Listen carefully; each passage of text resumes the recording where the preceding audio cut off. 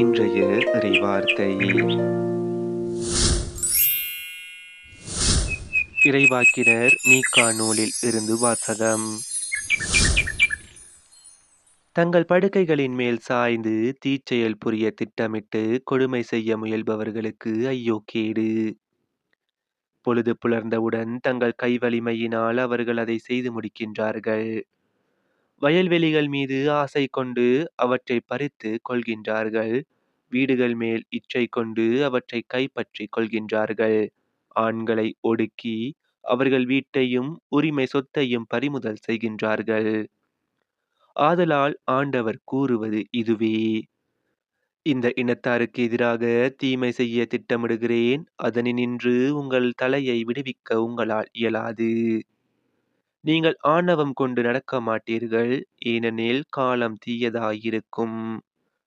அந்நாளில் மக்கள் உங்களைப் பற்றி இரங்கற்பா இயற்றி, அந்தோ நாங்கள் அழிந்து ஒழிந்தோமே, ஆண்டவருடைய மக்களின் உரிமை சொத்து கைமாறிவிட்டதே, நம்முடைய நிலங்களை பிடுங்கி கொள்ளைக்காரர்களுக்கு பகிர்ந்தளிக்கின்றாரே என்று ஒப்பாரி வைத்து புலம்புவார்கள். ஆதலால் நூல் பிடித்து பாகம் பிரித்து உங்களுக்கு தருபவன் எவனும் ஆண்டவரின் சபையில் இரான். இது ஆண்டவர் வழங்கும் அருள்வாக்கு. இறைவா உமக்கு நன்றி. இன்றைய தினத்துக்கு உரிய நற்செய்தி வாசகம். மத்தேயு எழுதிய தூய நற்செய்தியில் இருந்து. அக்காலத்தில் பரிசேயரோ வெளியேறி இயேசுவை எப்படி ஒழிக்கலாம் என அவருக்கு எதிராக சூழ்ச்சி செய்தனர். இயேசு அதை அறிந்து அங்கிருந்து புறப்பட்டு சென்றார். பலர் அவருக்கு பின் சென்றனர். அவர்கள் எல்லாரையும் அவர் குணமாக்கினார். தம்மை குறித்து வெளிப்படையாக பேச வேண்டாம் என அவர்களிடம் அவர் கண்டிப்பாக சொன்னார். இறைவாக்கினராகிய எசாயா உரைத்த பின்வரும் வாக்குகள் இவ்வாறு நிறைவேறின: இதோ என் ஊழியர், இவர் நான் தேர்ந்து கொண்டவர், இவரே என் அன்பர், இவரால் என் நெஞ்சம் பூரிப்படைகிறது. இவருள் என் ஆவி தங்கும்படி செய்தேன். இவர் மக்களினங்களுக்கு நீதியை அறிவிப்பார்.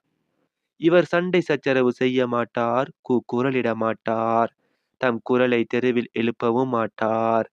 நீதியை வெற்றி பெற செய்யும் வரை நெறிந்த நாணலை முறியார், புகையும் திரியை அணையார். எல்லா மக்களினங்களும் இவர் பெயரில் நம்பிக்கை கொள்வர். இது நம் கிறிஸ்து இயேசு வழங்கும் வாழ்வு தரும் நற்செய்தி. கிறிஸ்துவே உமக்கு புகழ். இன்றைய தினத்துக்கு உரிய சிந்தனை துளிகள். கடவுளால் தேர்ந்து கொள்ளப்பட்ட ஊழியர். ரோமையர்களில் அநீதியான முறையில் வரி விதிக்கப்பட்டு அடக்கப்பட்ட இன்னல்களுக்கு உள்ளான ஓர் சமூகத்தில் இயேசு பிறந்தார்.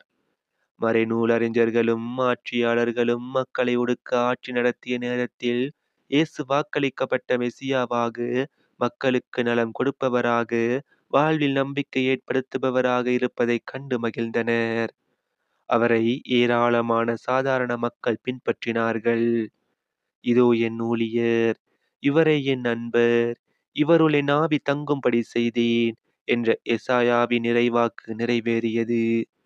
இயேசுவின் இத்தகைய செயல்பாடுகளை மறைநூல் அறிஞர்கள், ஆட்சியாளர்கள், பரிசேயர்கள் ஏற்றுக்கொள்ளாது இயேசுவை எப்படி ஒழிக்கலாம் என அவருக்கு எதிராக சூழ்ச்சி செய்தனர். எதிர்ப்புகள் எத்தனை வந்தாலும் சாந்தம் நிறைந்தவராக, கருணை மிக்கவராக, நெறிந்த நாணலை முறியாதவராய், புகையும் திரியை அணையாதவராய் இருந்தார். இயேசுவின் மனநிலை கொண்டவர்களாய் வாழ வரம் வேண்டுவோம்.